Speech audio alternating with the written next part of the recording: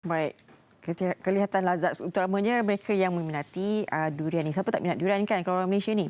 Baik, daripada durian kita nak bercakap berkenaan dengan ini satu lagi isu yang boleh kita bawakan dan ini antara platform yang perlu diambil untuk mempercakap berkenaan dengan bakat muda negara terutamanya dalam sukan bola sepak.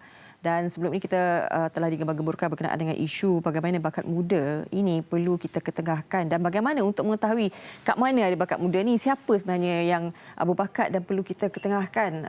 Jadi kita nak berbicara lebih lanjut berkenaan dengan isu ini, bakat muda negara bersama dengan Khalid Ali, bekas pemain bola sepak profesional. Selamat pagi. Terima kasih bersama kami. Kalau kepada siapa yang tidak mengenali Khalid Ali berkenaan dengan dunia bola sepak ini, beliau merupakan antara barisan pemain negara pada dulu membawa nama negara ke kejuaraan Moskow, Olimpik Moskow 1980. 1980 dan merupakan pemain di barisan tengah, posisi tengah. Bahagian tengah.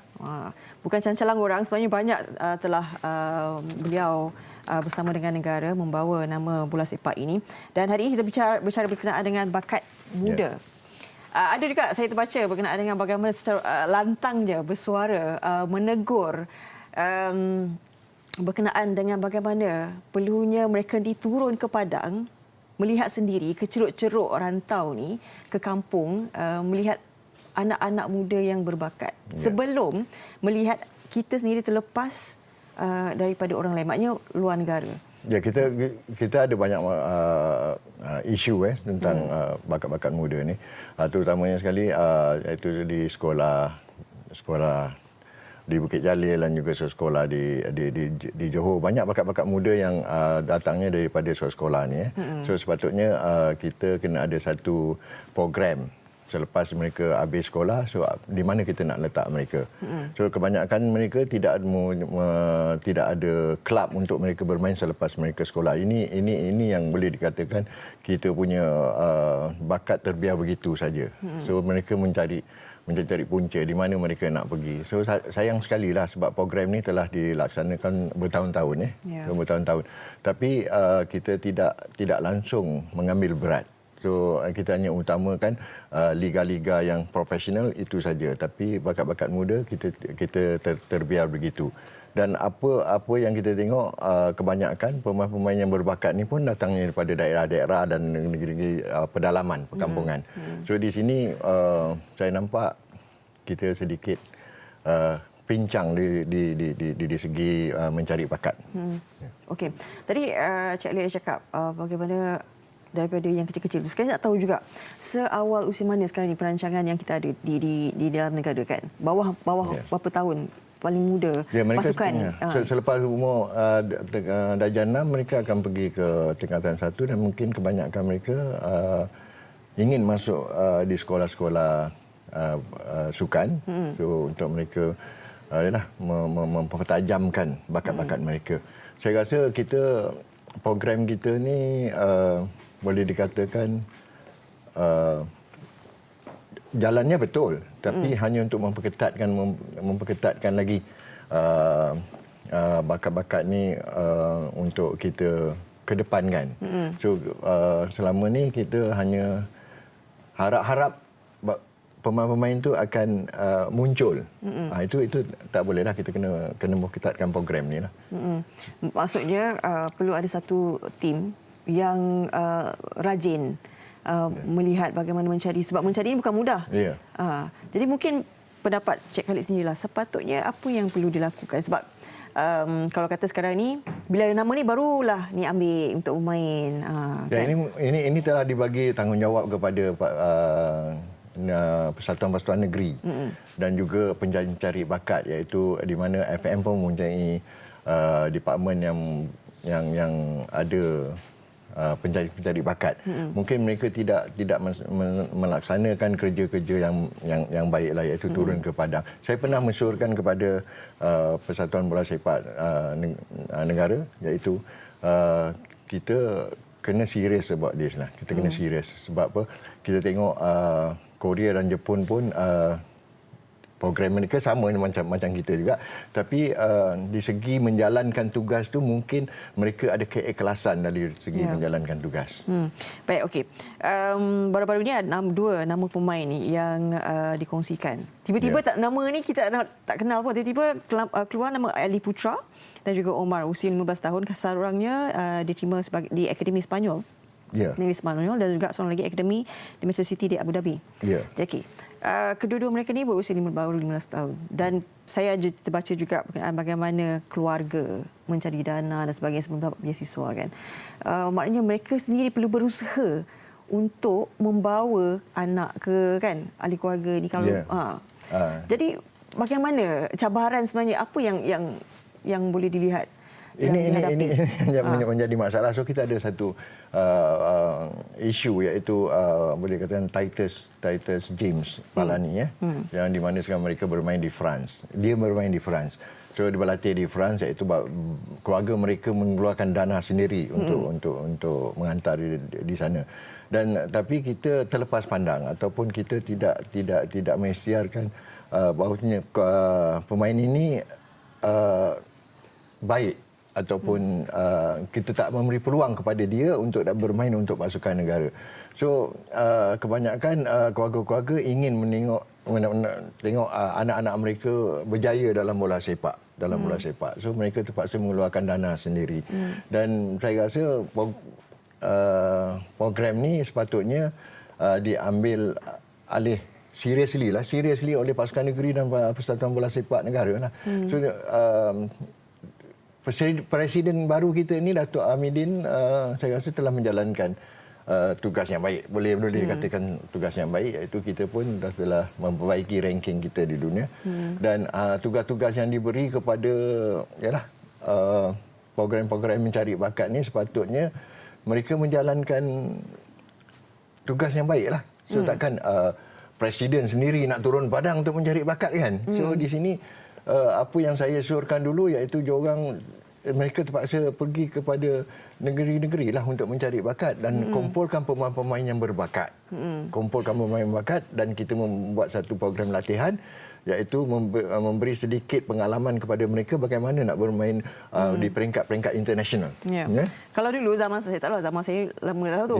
Kalau kita di sekolah-sekolah kan banyak pertandingan-pertandingan perlawanan bola dan sebagainya. Melalui perlawanan-perlawanan itu sebenarnya mereka ini dilihat kan, ambil nama itu mewakili daerah, wilayah dan sebagainya, mengikut fasa. Kalau sebab kami dulu pun sekolah di kampung, jadi melalui perlawanan persahabatan itu sebenarnya dapat dilihat.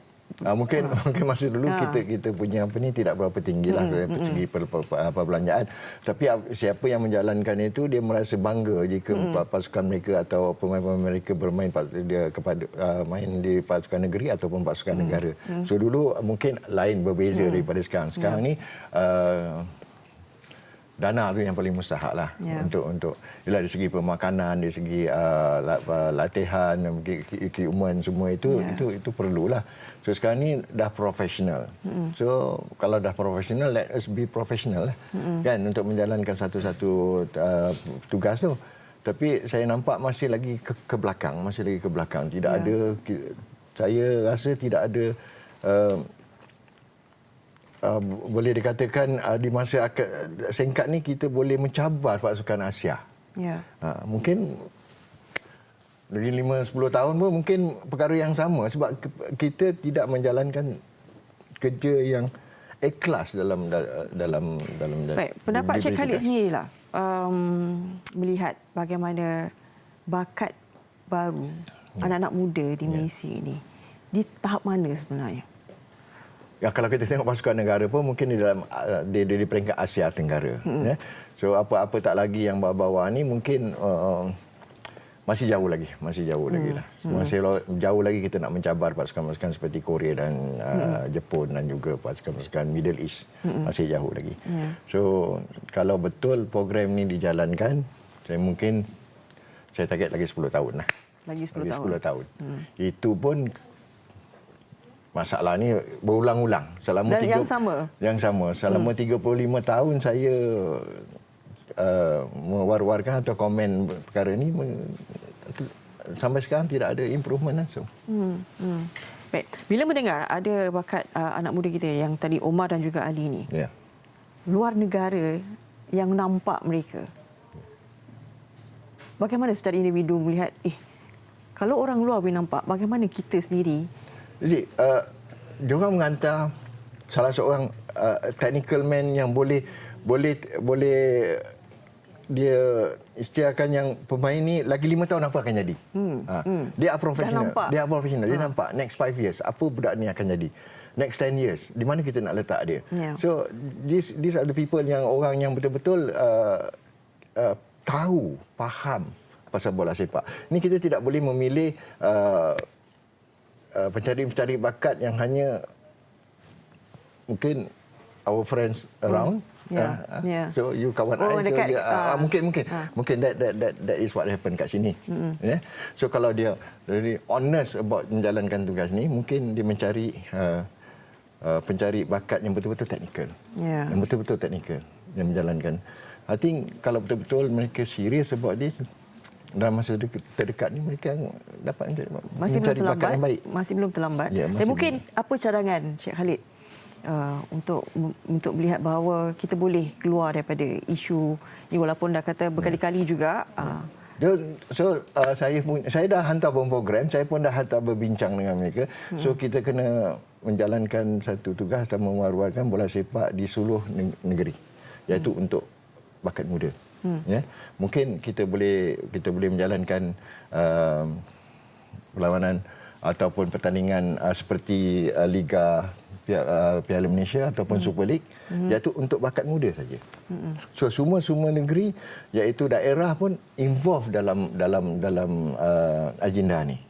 So mungkin selepas mereka habis sekolah, mereka boleh berbalik kepada negeri bermain dengan pasukan mungkin interdaerah katakan, ataupun interstate bawah 22 tahun.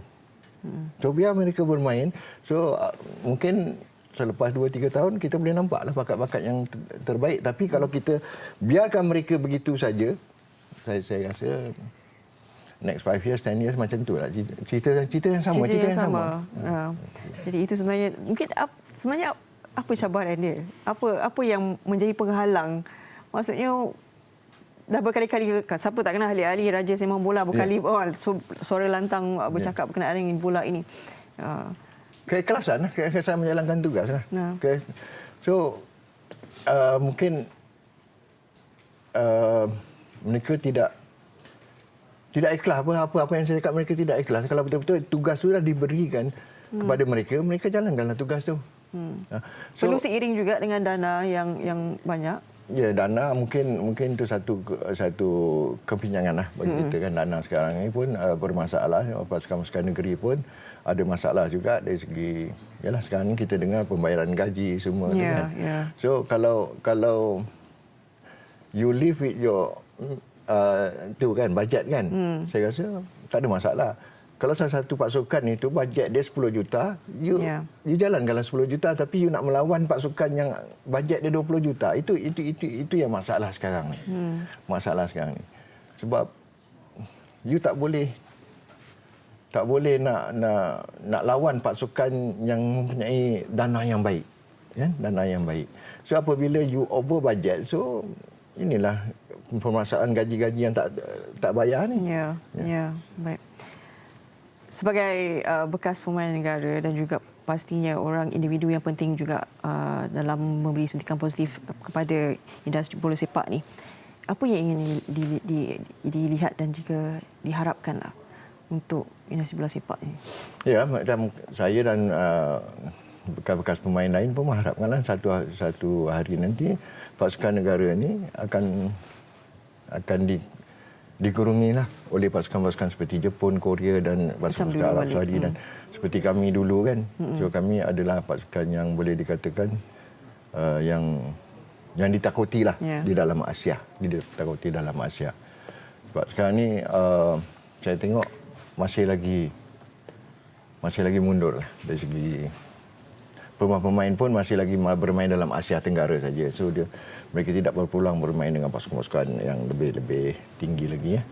So saya mengharapkanlah satu hari dengan bimbingan ataupun leadership Datuk Hamidin Presiden FM, mungkin kita akan tengok satu perubahan dalam masa, saya mengharapkan dalam masa 5 tahun ni, harap-harap.